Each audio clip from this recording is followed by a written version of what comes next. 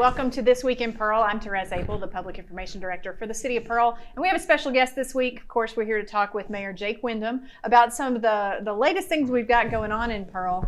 Obviously, this is a situation where we've always got stuff moving, and you guys are always working on different projects. But Mayor, you went to Washington, D.C. last week.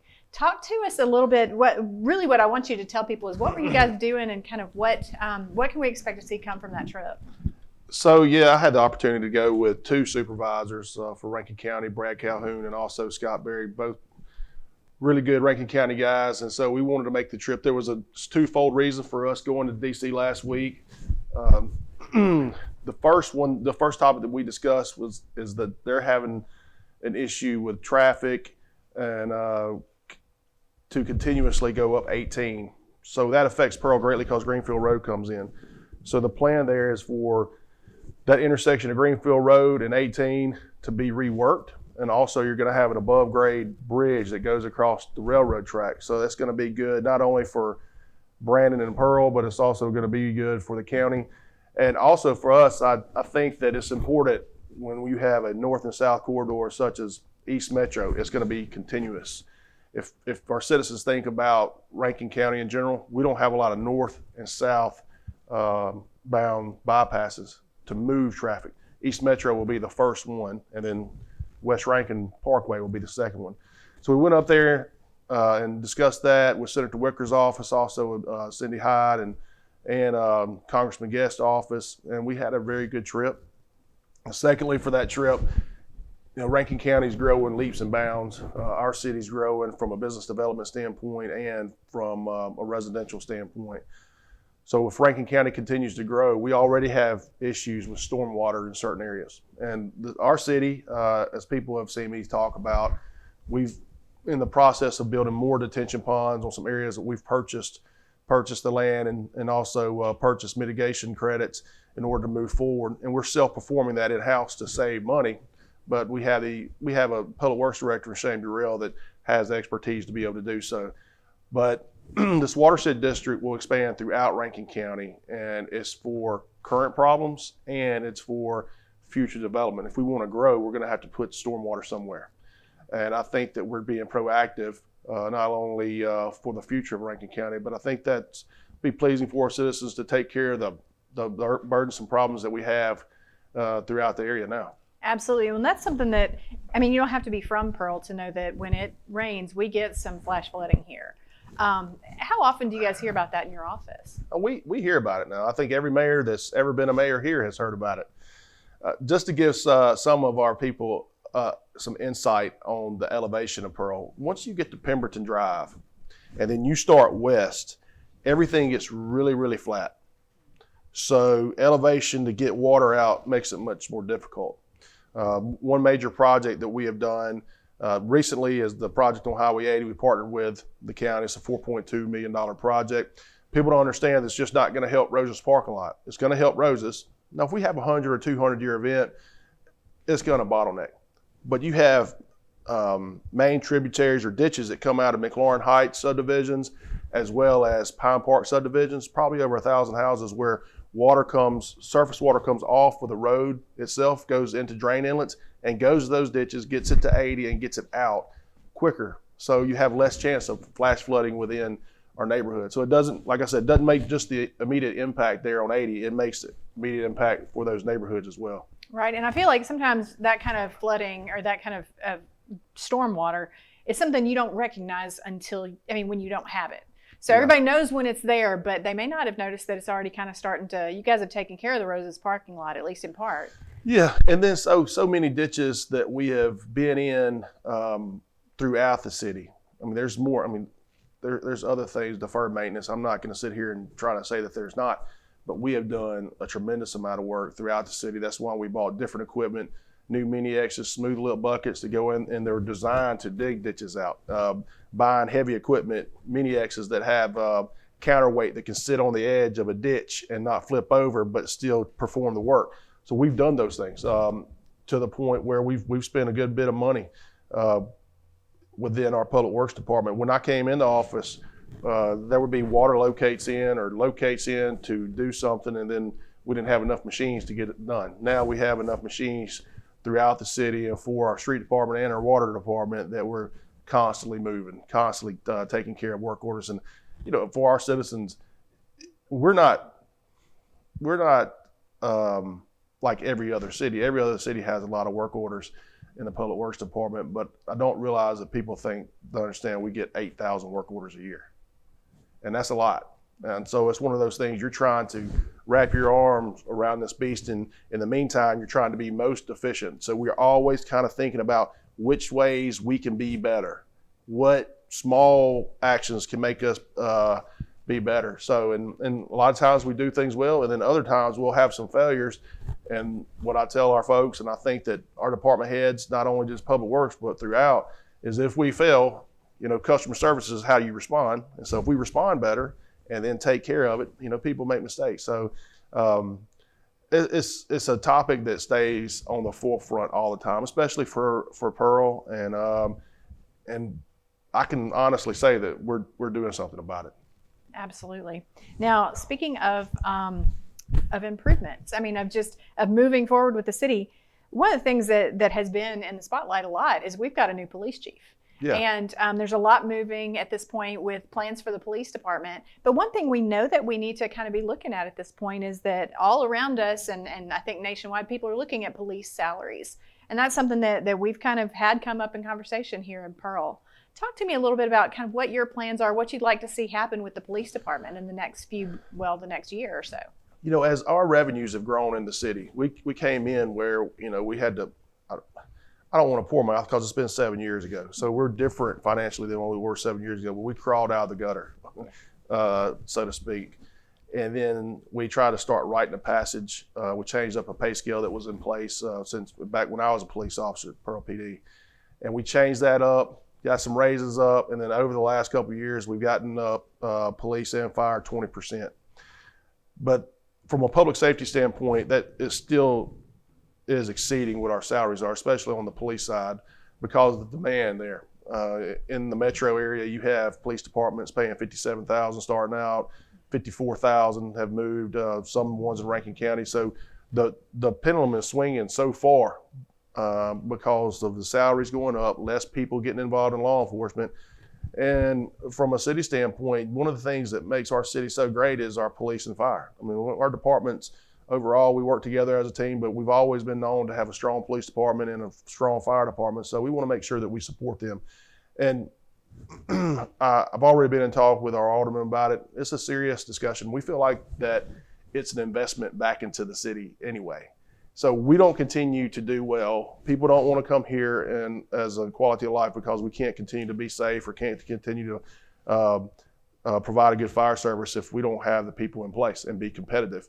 So it's an investment back into our community, and it's a trend that you see throughout the state of Mississippi, not just the metro area. So we want to have the best and brightest, and our job is not to. We certainly want to have money in the bank for rainy days here for the city of Pearl, but our job is to try to provide the best services we possibly can for our citizens, and pay is one of that for city employees and for police and fire. So we're certainly addressing that.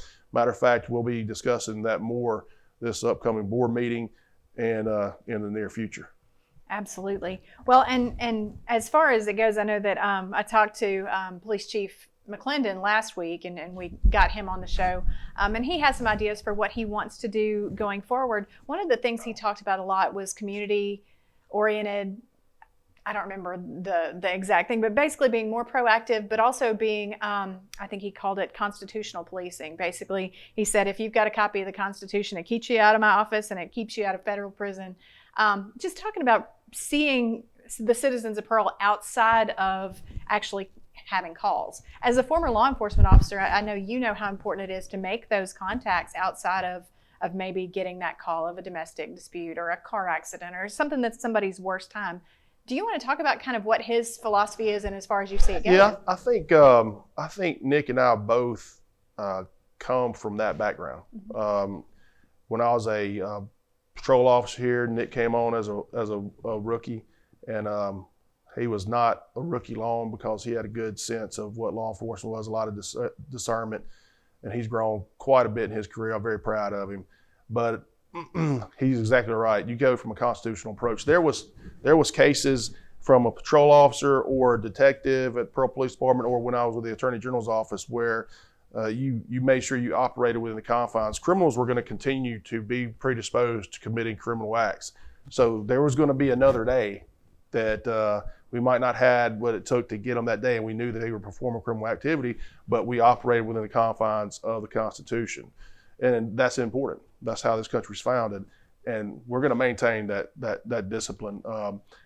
And moving forward, as far as contact with police officers, and I watched the interview with Nick, and I agree wholeheartedly with him from the standpoint of your first contact with a law enforcement officer shouldn't always be if your parents are having a domestic or it's a bad situation or car wreck. There should be some that's a friendly face, that I know that person, I see that person in the community, that person's good. You know, one thing that this sounds crazy, but never as a police officer did I say, or I want to, like, if somebody saw me in a grocery store, or I'm sure Nick went through this, or other officers said, hey, I'm going to tell the police if you're acting up.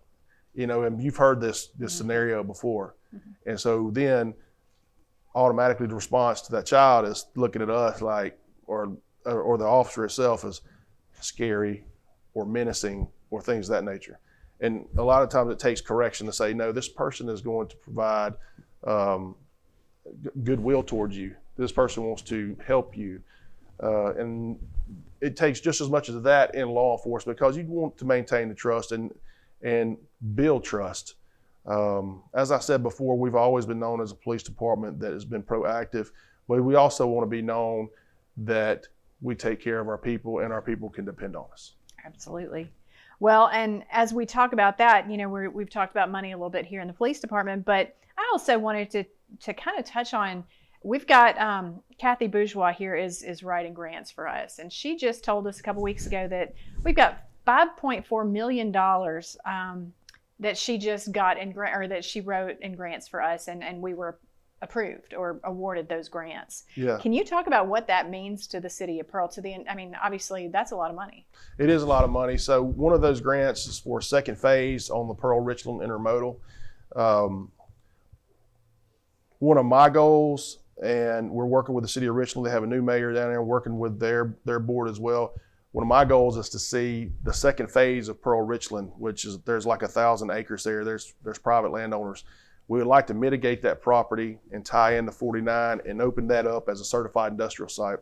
It's also a major goal for the Board of Supervisors to start having more certified sites within our county. So that initial $4 million, I'm sorry, it's not the initial $4 million. We've actually received total. This is the second round that we got for second phase is $9 million. That overall project will cost $25. But pie in the sky is to bring a manufacturing company there. You have rail there, then you have the bypass of 49, and also you'll have Pearson. So it sets fertile ground. And for Pearl, let's say that 1,000 acres lands a manufacturing company. We've already prepared from a zoning standpoint down 468, which would be C3, for second and third tier supply chain companies to be located close to that. I might not see it during my tenure. However, I think that if you do the right things and provide, and I like to provide a fertile area, then things can come to it. So that's our focus on that, and that $4 million is going to go a long way. I pick at engineers; they can eat that money up really quick when you start talking about design. But our guys with Pickering are doing a good job with it. The $1.4 million over that title is planned to an economic development project for the city. So if you are on Airport Road and you look directly across from Country Place, there is a gas station and Peterbilt right there. Our vision there is to take Country Place Drive and extend it, and you have Jetport Concourse and Excel. And what we want to do in order to open up the land so we can have more soft industry there is to attach those roads to this road. And then there's other raw land in that area. There's 24 acres that I know of that runs the interstate, and there's another 15. So if you open it up, again, you're providing everything that's needed for further expansion of an industrial area, which people say, well, why do you want to expand an industrial area? Well, it provides jobs. higher paying jobs. All right. It provides tax dollars for us to do more services, more sewer projects, more water projects, more paving of road projects. And it all works in unison together for our city. Absolutely. Well, and I think it's important to say that a lot of what we're working on here also would open up traffic. And to me, not being stuck in traffic is always a positive, it's a quality of life thing too. Yeah. Okay, now one thing we want to talk about a little bit, we've gotten, just lately we've had some reporters call talking about the last season for the Braves here in Pearl. Obviously, we hate to see them go, but I know that there are some other things that, this opens some doors for us some other ways too. Can you talk about what we can expect this year and maybe what some long-term plans could be? I stay in touch with Jason Boyles, which he is the CEO over Spectrum Events, and he and I have talked quite a bit about this. And they own the stadium, which that doesn't relinquish any, like Pearl not doing anything or me not stepping in and being a good partner. So when they start having talks, and what you don't want to do is put out information. There's already things in the works right now. There's already meetings that are in the works. Things are happening. Matter of fact, I have a meeting this week, and they're keeping it very close to their vest. However, we're going to continue to work with them, and I think that a company like Yates has some their resources. They have a long reach, and they know what they're doing. They're not a successful company for no reason. And so I continue to work with them. We want to try to enjoy this last season with the Braves as much as we possibly can. I mean, it's bittersweet. I remember when the Braves was built, when the Braves Stadium was built, I worked on night shift for the Pearl Police Department. And we'd go up there and was just amazed by how much construction and how much was happening overnight. But I think it's an asset that's going to continue to be an asset. And our goal was not to have something that's second rate there. That is my goal, not to have anything second rate. That is one of the nicest stadiums in the area. Matter of fact, I don't know if you know this, Therese, but MLB changed their standards and had additional requirements for stadiums. So throughout the United States for minor league baseball, you had to spend more money, which put unfunded mandates on counties and cities that owned the stadiums itself. We don't own the stadium. It's the only privately owned stadium in the nation. But this stadium was designed so well that there was only $1 million worth of improvements. Spectrum's already done that, already put that in place. So when you look at this stadium, it's ready to go. Now, I think from a different standpoint that, I didn't like them announcing that they're leaving. However, with another baseball season, it's a blessing in disguise. You have more time not to, the old saying, haste makes waste. So you don't want to be so hasty to anything that comes out. You can have some critical thinking, some table talks, sit down and to flush out what's really best for that stadium. And again, we're going to be a good partner. But it's not in Yates' nature to be second rate. It's not in my nature or our board of aldermen to be second rate. So we're going to try to have the very highest tier concept to go back into Trustmark Park. Well, and I know you can't tell us any of the talks that have been had, but can you tell us if you're excited about where it's going? Yes, I am. I'm very excited.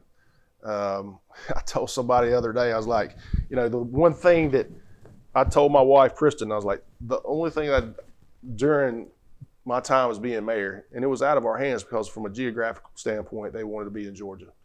We put together, and people have heard me say this, a robust incentive package. But Diamond Baseball Holdings, which was the company that bought the team itself, wanted to be in Georgia. So I didn't want to be the mayor where these guys left. However, it's one of those things in my mind, you can't help it, so it doesn't matter, get better, right? You just got to go back and start working, and that's what we're doing at this time. Good deal. Now, obviously, opening day is, they're out of town opening day, which is April 6th, but I think our first game is April 8th. Do you want to say anything to people who might want to, really go all out and support the Braves this season? Yeah, I think that, and everybody that watches this, they'll probably agree when they go to the Braves Stadium and watch a game, whether it be twice a year or 4 times a year, every time they go, they think, man, I should really go here more, right? I should really enjoy this more. My message to the people, not just Pearl, but in the metro area, as we move forward, you're driving by a $76 million baseball stadium, all right? So just don't take it for granted. Everybody doesn't have this. We're going to have baseball in the future.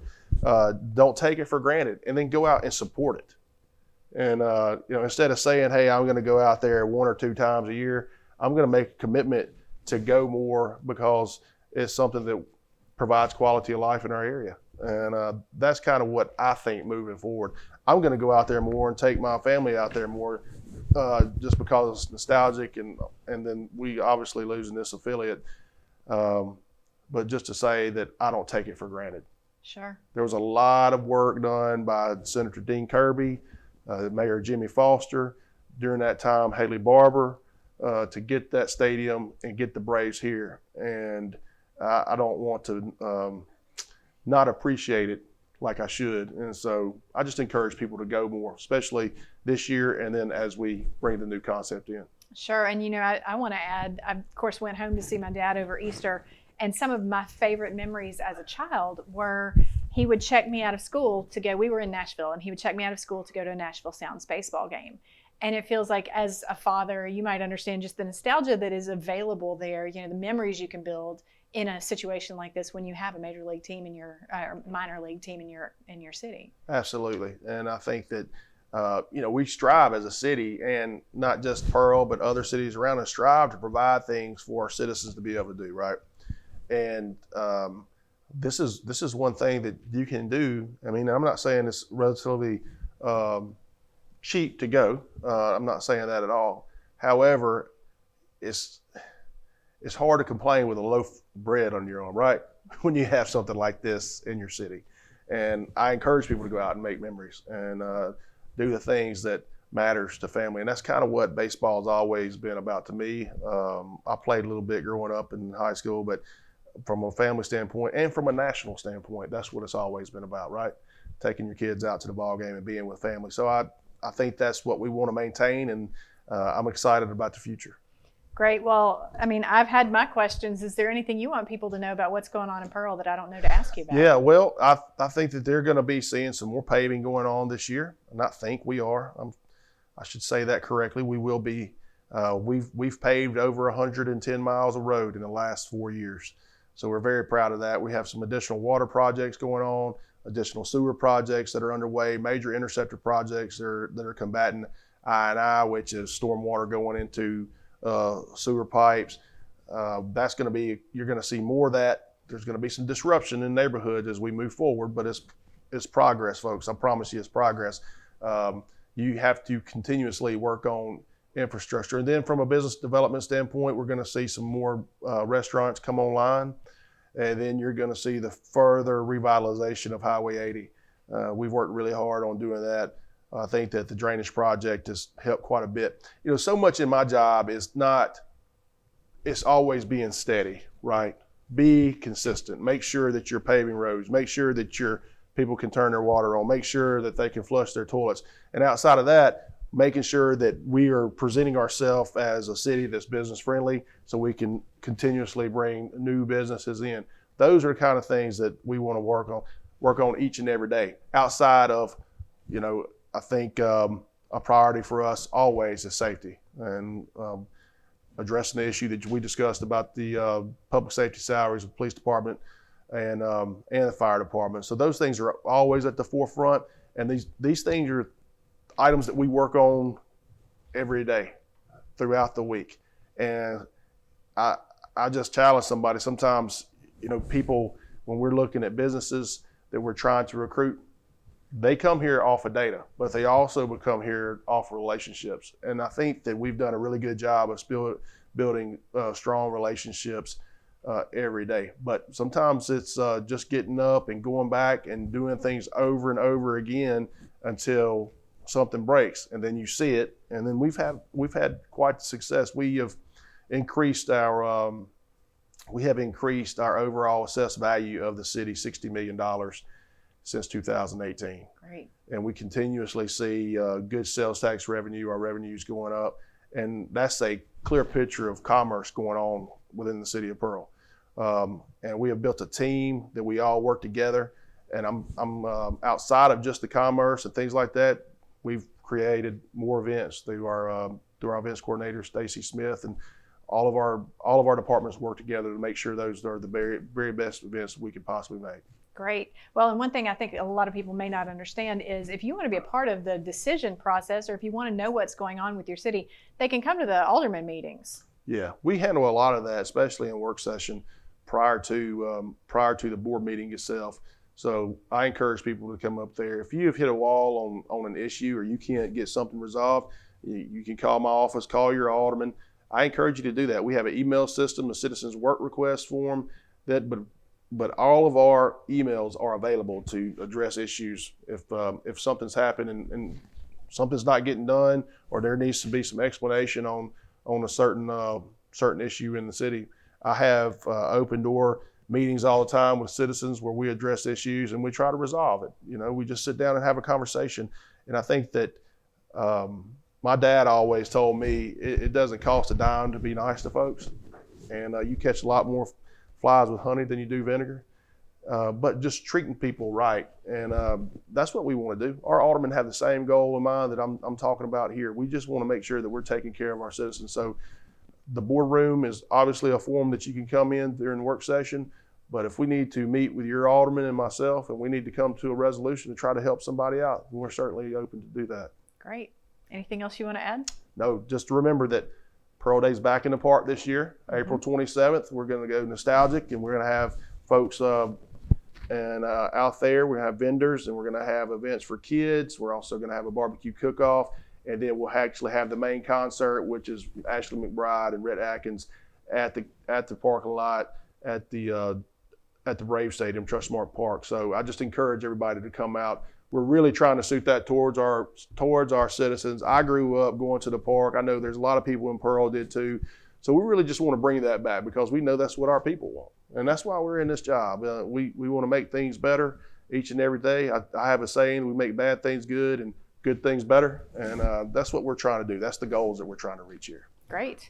Well, we're all looking forward to Pearl Day for sure. Thank you, Mayor, for being here. Yes, ma'am. And, thank you. And thank you for kind of letting us in on some of what's going on behind the scenes. Glad to do it. You have a good day, Therese. Thanks, you too. So guys, again, this is This Week in Pearl, and you have heard from Mayor Jake Windham on a lot of the stuff that's going on that maybe you wouldn't necessarily know about if we didn't tell you. So we're glad that you watched with us today, and we will see you again next week. Have a great day.